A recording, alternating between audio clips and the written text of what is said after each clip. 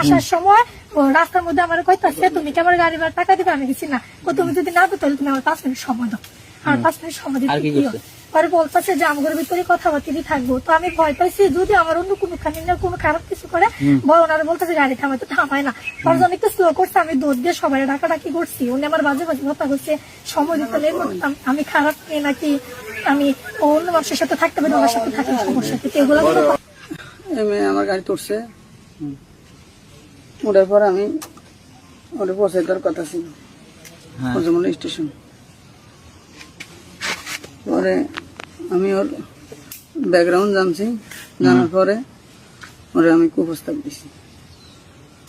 তুই কি ড্রাইভার না, তোর প্যাসেঞ্জার না? এটা আমার অন্য